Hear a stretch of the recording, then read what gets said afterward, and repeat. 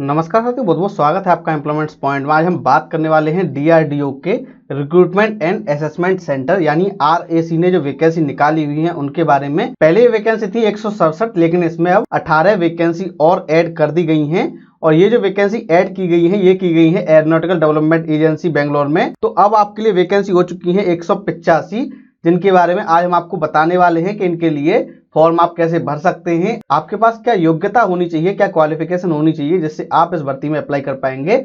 इसके अलावा हम आपको बताएंगे सिलेक्शन प्रोसीजर के बारे में और भी बहुत सारी जानकारी आज आपको मिलने वाली है। तो आज हम विस्तार में आपको समझाएंगे डीआरडीओ आरएसी रिक्रूटमेंट 2020 के बारे में। चलिए शुरू करते हैं। तो साथ ही विज्ञप्ति जारी की है आरएसी ने यानी रिक्रूटमेंट एंड असेसमेंट सेंटर, जो कि डीआरडीओ के लिए क्लास 1 की जो वैकेंसी है उनको भर्ती करता है और ये है दिल्ली में। इसने वैकेंसी निकाली है साइंटिस्ट बी की। ये जो साइंटिस्ट बी की वैकेंसी है इसके लिए आप बी.टेक होनी चाहिए, लेकिन एक्सपीरियंस नहीं मांगा गया है। तो अच्छी बात यह है कि आपके लिए एक्सपीरियंस की बाध्यता नहीं होगी। फॉर्म भरने की लास्ट डेट है 10 जुलाई और ये फॉर्म भरा जाएगा www.rac.gov.in इस वेबसाइट से आपको फॉर्म भरा जाएगा। जब आप सेलेक्ट हो जाते हैं इस वैकेंसी में तो आपको लेवल 10 में रखा जाएगा, यानी आपकी स्टार्टिंग सैलरी होगी लगभग 80,000 रुपए महीने। तो यानी आपकी स्टार्टिंग में ज्वाइनिंग के टाइम पर ही लगभग 80,000 रुपए महीने सैलरी रहने वाली है। और ये जो वैकेंसी है ये ग्रुप 1 गजटेड आपके लिए रहेगी टेक्निकल सर्विसेज में। अब हम बात कर लेते हैं वैकेंसी की। तो पहले हम बात करेंगे डीआरडीओ की, उसके बाद हम आपको बताएंगे एडीए की वैकेंसी के बारे में। तो देखो डीआरडीओ में जो वैकेंसी आई है उसमें इलेक्ट्रॉनिक्स एंड कम्युनिकेशन इंजीनियरिंग में 37 वैकेंसी आपके लिए आई हुई है। जो ट्रेड अलाउ की गई है वो कौन सी है? Electronics and communication, electronics and computer engineering, electronics and control engineering, electronics and communication system engineering, electronics and instrumentation engineering, electronics and telecommunication engineering, electronics and telematics engineering, industrial electronics, telecommunication, telecom and infotech. इसके अलावा applied electronics and instrumentation, electronics and electrical communication, electrical with communication, radio physics and electronics, electrical engineering, electrical and electronics और electronics and communication engineering avionics. इतने type की trade को इसमें allow किया गया है। क्वालिफिकेशन मांगी गई है कि आप फर्स्ट क्लास बी या फिर बी.टेक होनी चाहिए कंसर्न डिसिप्लिन में, और आपके पास इनमें से कोई एक योग्यता होनी चाहिए। 2 योग्यता है, 2 क्वालिफिकेशन है, आपके पास कोई एक है। पहली है कि जो कैंडिडेट आईआईटी या एनआईटी वाले हैं उनके अगर 80% मार्क्स हैं वो अलाउ किए गए हैं और उनको गेट स्कोर की आवश्यकता नहीं है। लेकिन जो कैंडिडेट आईआईटी एनआईटी के अलावा हैं उनको गेट क्वालिफाइड होना चाहिए, उनका गेट स्कोर होना चाहिए electronics and communication engineering paper में, यानी उन्होंने ईसी का पेपर दे रखा हो और वो क्वालिफाई हुए हों। तो क्वालिफिकेशन आप समझ गए होंगे, आप बी.टेक होनी चाहिए और आपके पास गेट का वैलिड स्कोर होना चाहिए ईसी पेपर में। या फिर अगर आप आईआईटी एनआईटी वाले हैं तो आपको गेट की आवश्यकता नहीं है अगर आपके 80% मार्क्स हैं। तो सिलेक्शन प्रोसीजर की बात करें तो इस भर्ती के जो सिलेक्शन होगा वो होगा गेट स्कोर, डिस्क्रिप्टिव एग्जामिनेशन और पर्सनल इंटरव्यू के थ्रू। दूसरी ट्रेड है मैकेनिकल इंजीनियरिंग की, जिसमें mechanical engineering, mechanical and automation और मैकेनिकल एंड प्रोडक्शन वालों को अलाउ किया गया है। 35 वैकेंसी आपके लिए आई हुई है। आप बी.टेक होनी चाहिए फर्स्ट क्लास, साथ ही आपके पास या तो गेट का स्कोर हो या फिर आपने 80% मार्क के साथ आईआईटी या एनआईटी से क्वालिफिकेशन प्राप्त कर रखी हो। इनमें से कोई एक क्वालिफिकेशन आपके पास होनी चाहिए। तीसरे टाइप की वैकेंसी है कंप्यूटर साइंस एंड इंजीनियरिंग की, जिसके लिए 31 वैकेंसी आई हुई है। आपने computer science engineering technology, computer science and engineering technology, computer science engineering and infotech, computer science and system engineering, software engineering या फिर computer science and automation, information technology, computer science technology and informatics technology, information science and engineering technology, computer and communication, computer networking. इनमें से किसी में degree प्राप्त कर रखी हो और आपने बी.टेक कर रखा हो फर्स्ट क्लास, साथ ही आपने गेट क्वालिफाई कर रखा हो सीएस ट्रेड में। या फिर आप अगर आईआईटी एनआईटी वाले हैं तो आपके 80% होने चाहिए और गेट की बाध्यता नहीं है। अब आते हैं पार्ट सेकंड की ओर। तो पार्ट सेकंड की जो वैकेंसी है वहां पर आपका वैलिड गेट स्कोर होना चाहिए और पर्सनल इंटरव्यू, इन दोनों के थ्रू ही आपका सिलेक्शन किया जाएगा। इलेक्ट्रिकल इंजीनियरिंग की 12 वैकेंसी है, जिसमें इलेक्ट्रिकल वाले, electrical power system, electrical and electronics, electrical and renewable energy, power engineering, power electronics, electronics and electrical communications, electrical with communication वाले अलाउ किए गए हैं। आप फर्स्ट क्लास बी.टेक होनी चाहिए और आपके पास वैलिड गेट स्कोर होना चाहिए डबल में। Material science and engineering, metallurgical engineering की 10 वैकेंसी आपके लिए आई हुई हैं। इसके लिए आपके पास फर्स्ट क्लास बैचलर डिग्री होनी चाहिए मेटलर्जी में और आपके पास एमटी का वैलिड गेट स्कोर होना चाहिए। जो ट्रेड अलाउ की गई है वो है metallurgy and material technology, metallurgy, metallurgical engineering, materials, material science and engineering, material science and metallurgical engineering.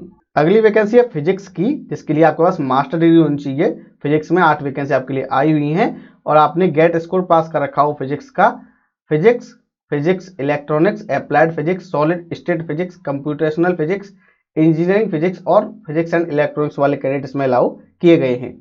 Chemistry की बात करें तो 7 वैकेंसी है, फर्स्ट क्लास मास्टर डिग्री होनी चाहिए और आपके पास वैलिड गेट स्कोर होना चाहिए CY ट्रेड का। इसमें chemistry, organic chemistry, inorganic, analytical, physical और अप्लाइड केमिस्ट्री वाले कैंडिडेट अप्लाई कर सकते हैं। वहीं केमिकल इंजीनियरिंग की वैकेंसी है 6, आपके पास फर्स्ट क्लास बैचलर डिग्री होनी चाहिए केमिकल इंजीनियरिंग में और गेट स्कोर होना चाहिए CH पेपर का।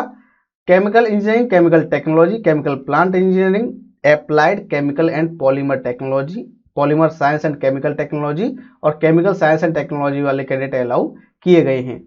एरोनॉटिकल इंजीनियरिंग की बात करें तो 4 वैकेंसी आपके लिए आई हुई हैं। इसके अलावा ADMS की 5 वैकेंसी हैं, वो भी हम आपको आगे बताएंगे।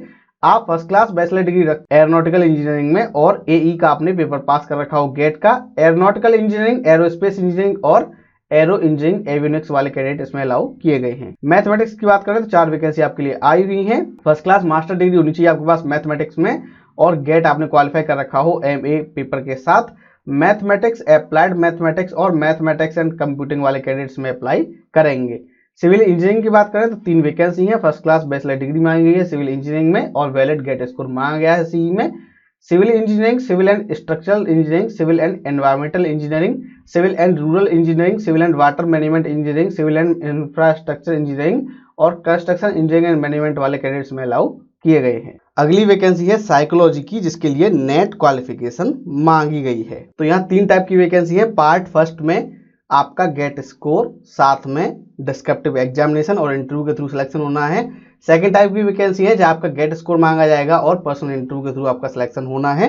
वही थर्ड टाइप की वैकेंसी है जहाँ नेट मांगा गया है। ये वैकेंसी है साइकोलॉजी की, इसमें 10 वैकेंसी आई हुई हैं। इसमें आपके पास फर्स्ट क्लास मास्टर डिग्री होनी चाहिए साइकोलॉजी में, साथ ही आपने नेट क्वालिफाई कर रखा हो सब्जेक्ट कोड 4 के साथ। जो कैंडिडेट नेट एग्जाम बैठ रहे हैं जून 2020 में, वो भी अप्लाई कर सकते हैं, लेकिन उनको ये ध्यान देना होगा कि उनको नेट का रिजल्ट आने के बाद, स्कोर कार्ड आने के बाद अपना डॉक्यूमेंट सबमिशन करना होगा। जो सब्जेक्ट इसमें अलाउ किए गए हैं वो है psychology, applied psychology, clinical psychology, counselling psychology, इसके अलावा health psychology, military psychology, cognitive psychology, psychology organisational behaviour, physiology psychology, abnormal psychology, social psychology, education psychology, industrial psychology, या फिर इनमें से कोई जो आइटम नंबर 12 के कॉम्बिनेशन में दिया गया हो। ये क्वालिफिकेशन आपकी मांगी गई है। अब हम बात कर लेते हैं जो ADA की वैकेंसी है, उनको भी हम आपको बता देते हैं। तो देखो, एयरोनॉटिकल डेवलपमेंट एजेंसी बेंगलोर में भी वैकेंसी आ चुकी है, 18 वैकेंसी हैं।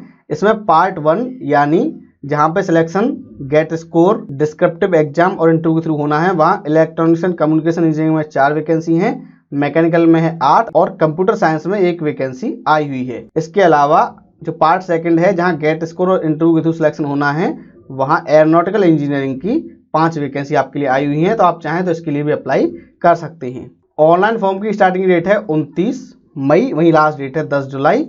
एज लिमिट की बात करें तो जो कैंडिडेट DRDO के लिए फॉर्म भरना चाहते हैं, वहाँ जनरल की एज लिमिट है 28 साल, OBC की 31 और SC/ST की 33। वहीं ADA यानी एरोनॉटिकल डेवलपमेंट एजेंसी के लिए जनरल वालों के लिए एज लिमिट है 30 साल, OBC की 33 और SC/ST की है 35 साल। और जो कैंडिडेट फाइनल ईयर में पढ़ रहे हैं उनके लिए अच्छी बात है कि वो भी अप्लाई कर सकते हैं, लेकिन उनको 31 अगस्त 2020 तक पास होने का सबूत देना होगा। एकेडमिक क्वालिफिकेशन के लिए कुछ और डाउट हम आपकी क्लियर कर देते हैं कि जो कैंडिडेट पार्ट 1 के लिए फॉर्म भरना चाहते हैं, यानी वो कैंडिडेट जिन्होंने इलेक्ट्रॉनिक्स, मैकेनिकल और कंप्यूटर साइंस के लिए फॉर्म भरना है, उनके पास 2018, 19 या फिर 20 का गेट स्कोर होना अनिवार्य है। पार्ट सेकंड वालों के लिए 18, 19, 20 का गेट स्कोर और पार्ट थर्ड वालों के लिए नेट क्वालिफिकेशन होना अनिवार्य है। ये आप समझ गए होंगे। एज लिमिट आपको पता ही है, DRDO वालों के लिए 28, 31, 33, बाकी के लिए हम आपको बता ही चुके हैं। अपर एज में रिलैक्सेशन अप्रूवल मिलने वाला है। फॉर्म आप अप्लाई करेंगे RAC की वेबसाइट से www.rac.go.in, यहाँ से आप ऑनलाइन अप्लाई करेंगे। अब बात कर लेते हैं एप्लीकेशन फीस की। Application fees general, EWS, OBC के मेल कैंडिडेट के लिए है 100 रुपये, SC/ST, PH और वुमेन कैंडिडेट को कोई फी पे नहीं करनी है। अब बात कर लेते हैं स्क्रीनिंग की या फिर शॉर्ट लिस्टिंग की। तो जो कैंडिडेट पार्ट 1 के लिए अप्लाई करना चाहते हैं उनको गेट स्कोर के बेस पर सिलेक्ट किया जाएगा। वहीं जो कैंडिडेट पार्ट सेकंड बनना चाहते हैं उनको भी गेट स्कोर के बेस पर शॉर्ट लिस्ट किया जाएगा, लेकिन 1/5 के रेशियो में। वहीं पार्ट थर्ड वालों को उनके नेट के मार्क्स के बेस पर शॉर्ट लिस्ट किया जाएगा। एग्जामिनेशन जो होगा पार्ट 1 वालों के लिए रहने वाला है सिर्फ, यानी कंप्यूटर साइंस, इंजीनियरिंग, मैकेनिकल और इलेक्ट्रॉनिक्स वालों के लिए। यहाँ 2 पेपर होंगे 300 नंबर के 2 सेशंस में, ये आपको पास करने होंगे और ये होगा आपका अक्टूबर 2020 में। बाकी जो अदर ब्रांचेस हैं उनके लिए सीधे ही इंटरव्यू होगा और कोई भी परीक्षा नहीं होगी।